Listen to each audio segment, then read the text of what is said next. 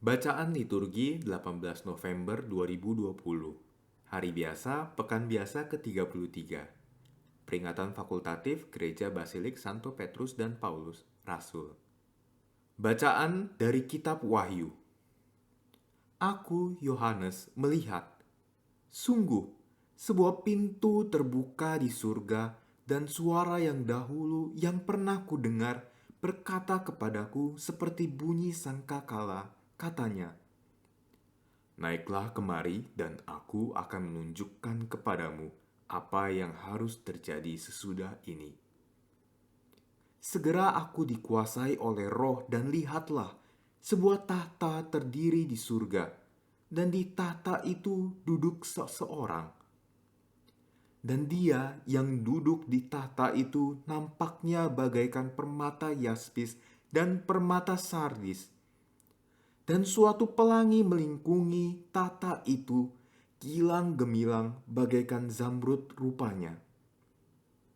Di sekeliling tahta itu ada 24 tahta, dan di atasnya duduk 24 tua-tua yang memakai pakaian putih dan mahkota emas di kepala mereka.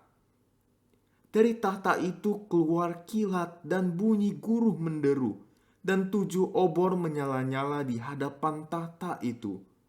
Itulah ketujuh roh Allah.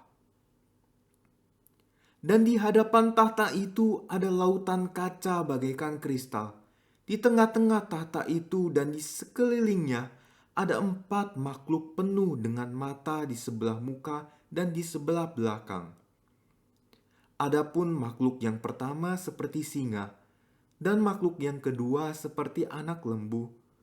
Makhluk yang ketiga mempunyai muka seperti muka manusia, sedang makhluk yang keempat seperti burung nasar yang sedang terbang. Keempat makhluk itu masing-masing bersayap 6, sekelilingnya dan di sebelah dalamnya penuh dengan mata, dan tanpa henti-hentinya mereka berseru siang dan malam, "Kudus, kudus, kuduslah Tuhan Allah yang Maha Kuasa, yang selalu ada, dulu, kini, dan kelak." Dan setiap kali makhluk-makhluk itu mempersembahkan puji-pujian dan hormat dan ucapan syukur kepada Dia yang duduk di atas tahta itu dan yang hidup sampai selama-lamanya, maka tersungkurlah ke-24 tua-tua itu di hadapan Dia yang duduk di atas tahta itu, dan mereka menyembah Dia yang hidup sampai selama-lamanya. Dan mereka melemparkan mahkotanya di hadapan tahta itu sambil berkata, "Ya Tuhan dan Allah kami, Engkau layak menerima puji-pujian, hormat, dan kuasa. Sebab Engkau telah menciptakan segala sesuatu, dan karena kehendak-Mu semuanya itu ada dan diciptakan." Demikianlah sabda Tuhan. Syukur pada Allah. Mazmur tanggapan, "Kudus, kudus, kuduslah Tuhan, Allah yang Maha Kuasa. Kudus, kudus, kuduslah Tuhan, Allah yang Maha Kuasa. Pujilah Allah dalam tempat kudusnya. Pujilah Dia dalam cakrawalanya yang kuat. Pujilah Dia karena segala keperkasaannya. Pujilah Dia sesuai dengan kebesarannya yang hebat.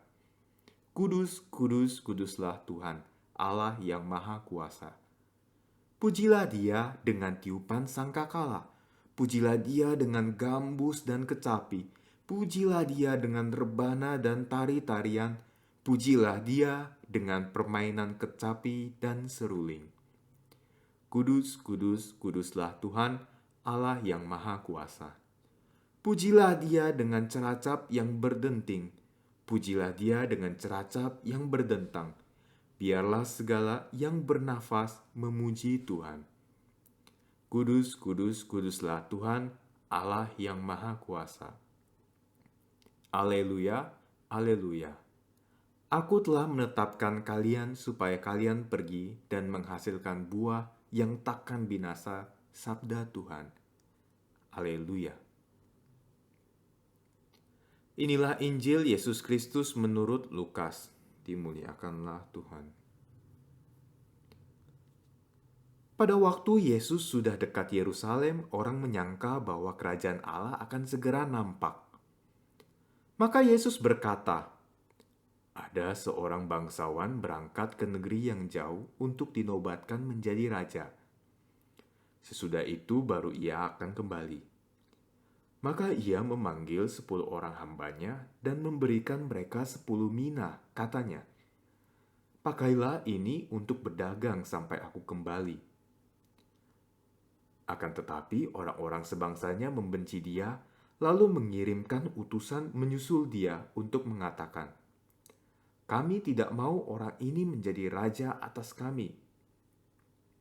Dan terjadilah, ketika ia kembali, setelah dinobatkan menjadi raja, ia menyuruh memanggil hamba-hambanya yang telah diberinya uang itu untuk mengetahui berapa hasil dagang mereka masing-masing. Orang yang pertama datang dan berkata, 'Tuan, mina tuan yang satu itu telah menghasilkan 10 mina.' Katanya kepada hamba itu, 'Baik sekali perbuatanmu itu, hai hamba yang baik. Engkau telah setia dalam perkara kecil, karena itu terimalah kekuasaan atas 10 kota.' Datanglah yang kedua dan berkata, 'Tuan, mina tuan telah menghasilkan 5 mina.' Katanya kepada orang kedua itu, 'Dan engkau kuasailah 5 kota.' Dan hamba yang ketiga datang dan berkata, 'Tuan, inilah mina tuan.